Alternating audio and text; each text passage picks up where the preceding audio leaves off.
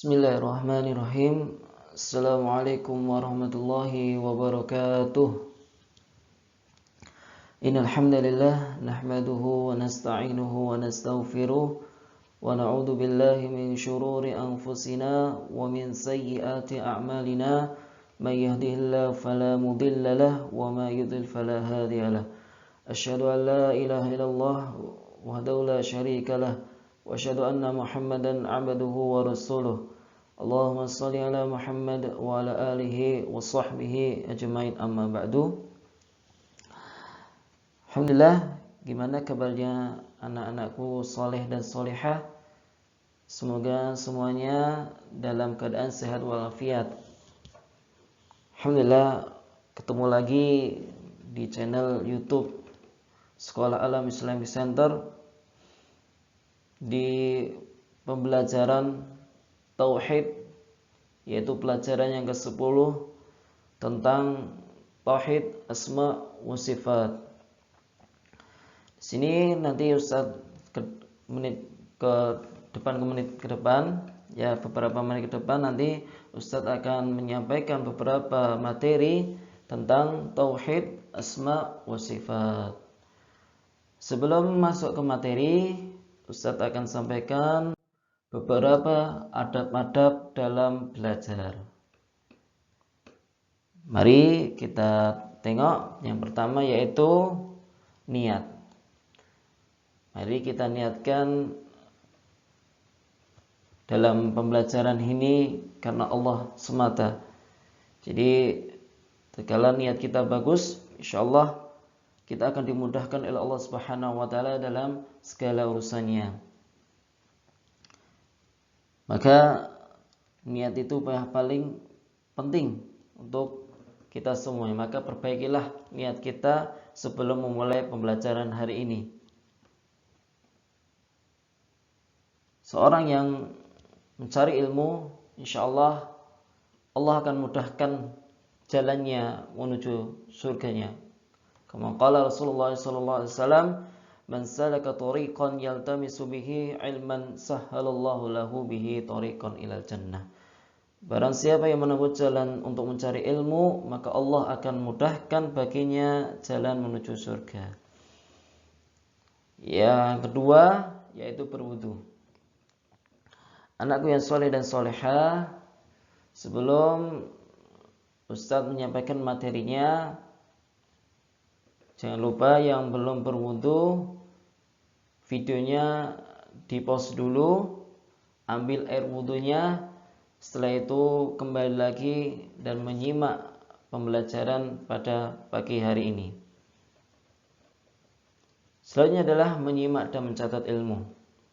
Ayo anakku yang soleh dan solehah, yang belum mengambil alat tulisnya, buku, pensil, penghapus dan sebagainya, mohon bisa dipersiapkan ya. Nanti apa-apa yang Ustaz sampaikan, apa-apa yang materi yang Ustaz sampaikan nanti bisa dicatat sebagai mana Rasulullah sallallahu alaihi wasallam bersabda, qaidul ilma bil kitab, ikatlah ilmu dengan menulis. Selanjutnya adalah berdoa. Marilah kita sebelum mulai pembelajaran pada pagi hari ini, kita berdoa sebelum belajar. Allahumma salli ala Muhammad wa ala ali Muhammad. Raditu billahi rabba wa bil islami dina wa bi Muhammadin sallallahu alaihi wasallam nabiyya. Rabbi zidni ilma warzuqni fahma waj'alni minas salihin. Allahumma hdini li ahsanil akhlaq, la yahdi li ahsaniha illa anta, wasrif anni sayyi'aha, la yasrifu sayyi'aha illa anta. as'aluka ilman nafi'a wa rizqan thayyiba wa amalan mutaqabbala. Amin ya rabbal alamin. Alhamdulillah, setelah kita berdoa, semoga dengan doa tersebut Allah mudahkan segala urusannya sehingga kita dapat dimudahkan oleh Allah dalam materi pembelajaran tentang tauhid asma wa sifat. Sebelum Ustaz masuk ke pembelajaran yang ke-10 ini, sedikit Ustaz akan mereview ya atau memurojaah yang pertemuan lalu yang disampaikan oleh Ustazah Tata tentang tauhid aqsam ya, berbagai macam-macam tauhid. Yang pertama yaitu tauhid rububiyah, yaitu tentang af'alullah. Tentang tauhid rububiyah itu mengisahkan Allah sebagai satu-satunya pencipta dan pengatur segala hal yang ada di dunia maupun di akhirat. Ya, masih ingat atau belum? Ya, tentang tauhid rububiyah. Yang kedua itu tauhid uluhiyah. Tauhid uluhiyah ya adalah konsekuensi dari tauhid rububiyah. Hakikat tauhid uluhiyah adalah mengesahkan Allah dalam beribadah. Tauhid uluhiyah bisa didefinisikan dengan mudah. Cara mudahnya adalah yaitu mengesahkan Allah dengan perbuatan hambanya. Ya, itu. Yang selanjutnya adalah tentang tauhid asma wa sifat. Tauhid asma wa sifat. Sekarang masuk tentang pengertian tauhid asma wa sifat. Di dalam kitab ya berkata Syekh Abdul Muhammad bin Abdul Wahhab rahimahullah taala, wa huwa al-imanu yakullu ma warada fil Qur'anil Karim wal ahadits as-sahihati min asma'illahi wa sifatihi allati wasafa biha nafsahu wasafahu biha rasuluhu sallallahu alaihi wasallam ala al-haqiqati. Ya. Jadi dalam bahasa Indonesianya adalah beriman terhadap semua nama Allah dan sifatnya yang terdapat dalam Al-Quran yang mulia dan hadis-hadis yang sahih yang dia tetapkan dirinya dan dengan nama-nama dan sifat-sifat itu, atau yang ditetapkan oleh Rasulnya sesuai dengan hakikatnya. Maka Allah sudah menetapkan suatu nama pada Al-Quran atau suatu sifat pada Al-Quran, maka kita wajib ya mengimani hal tersebut. Tidak boleh kita mentakwil, kita tidak boleh tahrif, takyif. Nanti insyaallah nanti Ustaz akan sampaikan apa itu takyif, apa itu tahrif ya. Jadi hakikatnya sudah sempurna. Jadi tidak boleh kita sebagai hamba tidak boleh mentakwil nama-nama dan sifat-sifatnya Allah Ta'ala.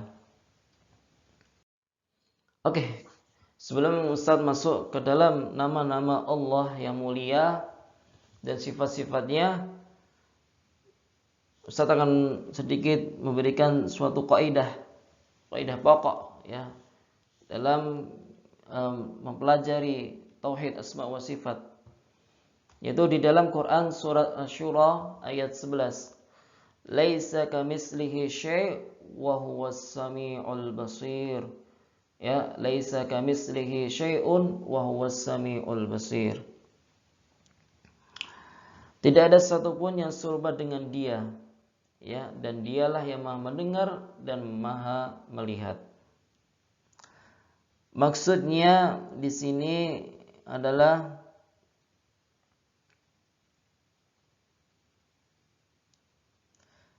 tidak ada suatu apapun dari makhluknya yang menyerupai atau menyamainya. Ya, tidak ada satupun ya satupun dari makhluk, ya, makhluknya Allah yang menyerupai ataupun menyamainya, baik pada zatnya, nama-namanya, sifatnya maupun perbuatan-perbuatannya. Ya. Jadi di sini sifat-sifatnya adalah sifat-sifat yang sempurna. Sifat-sifat Allah itu sifat yang sempurna dan agung. Jadi tidak ada yang menyamai dengan makhluk-makhluknya. Ini kaidah awal sebelum Ustaz masuk ke dalam kaidah yang sebelum masuk ke nama-nama dan sifat-sifatnya Allah. Jadi kita tidak boleh tidak ada sesuatu yang serupa dengan Dia. Ya, ini kaidah yang paling penting. Kita masuk ke dalam nama-nama Allah Ta'ala. Ini ada beberapa nama-nama Allah, ya. Dari sekian banyak nama-nama Allah, Ustaz hanya mencantumkan dalam video ini hanya sedikit dari banyaknya nama-nama Allah Ta'ala. Yaitu yang pertama Al-Basir, ya, Maha melihat. Ya, jangan kita, ya, membandingkan penglihatannya Allah dengan penglihatannya manusia. Itu sangat berbeda. Allah lebih sempurna dari penglihatannya manusia. Ya, Allah lebih sempurna. Itu tidak boleh kita menyamakan dengan makhluknya. Kita ambil contoh manusia dengan hewan saja sudah berbeda penglihatannya. Manusia bisa melihat dengan jarak tertentu 500 sampai 20 meter atau berapa. Hanya terbatas penglihatannya manusia, tapi Allah penglihatannya sempurna. Seperti halnya tatkala Allah melihat langkah seekor semut dan hitam yang berjalan pada malam hari, gelap gulita di dalam batu yang hitam dan keras. Allah dapat melihat hal seperti itu. Dan Allah Subhanahu wa taala juga bisa melihat aliran makanan, mengalirnya makanan di dalam anggota tubuh hewan yang sangat kecil sekalipun. Allah dapat melihatnya. Dan Allah juga dapat melihat aliran air di dalam dahan-dahan kayu yang sangat-sangat rumit. Jadi Allah dapat melihat hal yang kecil pun. Tapi makhluknya tidak bisa, hanya terbatas. Jadi Allah Maha sempurna. Terus Ar-Rahmanur Rahim. Ini dua nama yang sangat mulia. Dua nama yang menunjukkan bahwa Allah memiliki kasih sayang sangat luas terhadap hambanya. Ya. Ustaz sering merenungi tatkala kita sama orang tua kita mungkin berbuat kesalahan, ya. Mungkin kesalahan kita besar. Belum tentu orang tua kita memaafkan kita. Tapi Allah, tatkala kita berbuat mungkin kesalahan, dosa-dosa besar, tapi Allah tetap mengampuni kita kalau kita taubat nasuha.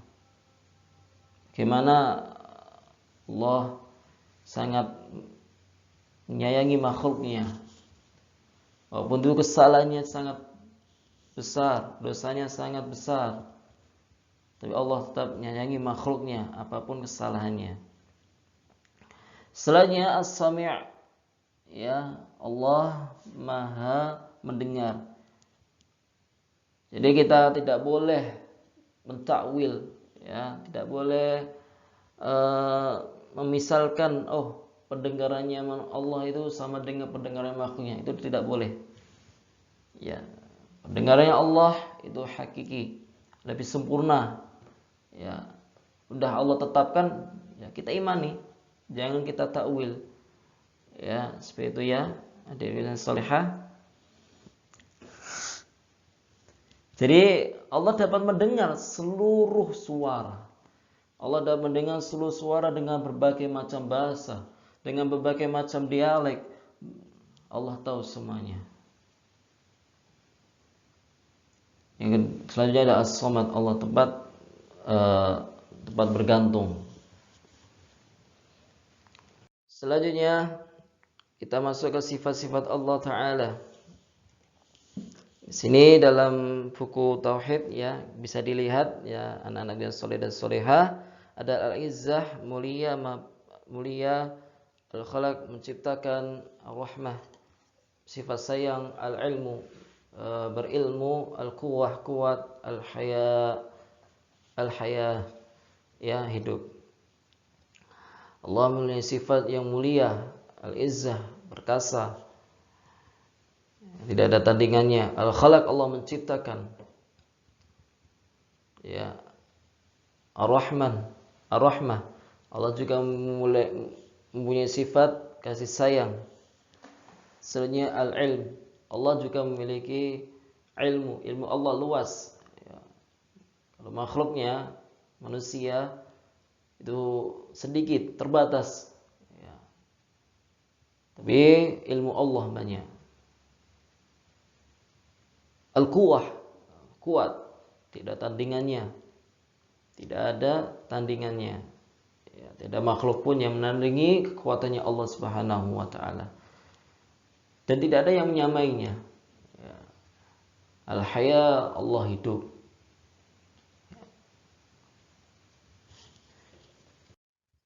Selanjutnya kita masuk ke larangan terhadap asma wa sifat Allah Ta'ala. Apa itu? Larangan terhadap nama dan sifat-sifat Allah. Yang pertama kita akan masuk tentang ya la tahrif, yaitu mengubah makna. Yaitu mengubah baik mengubah lafal maupun makna atau menyelewengkan makna. Jadi kita apa yang sudah Allah tetapkan di dalam Al-Qur'an dan As-Sunnah, jadi kita tidak boleh menyelewengkan maknanya atau mengubah lafal dari makna tersebut.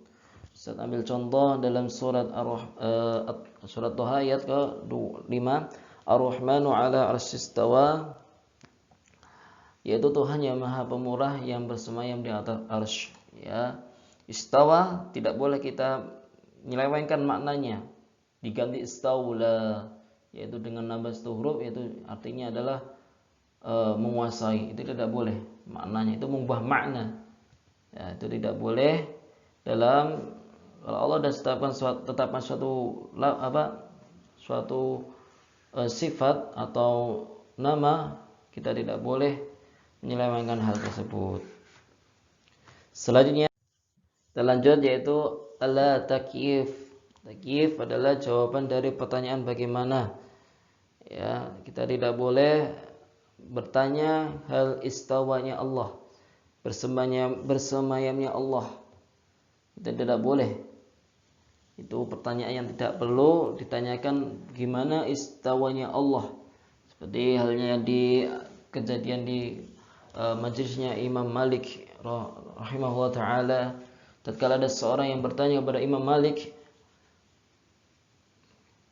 gimana istawanya Allah?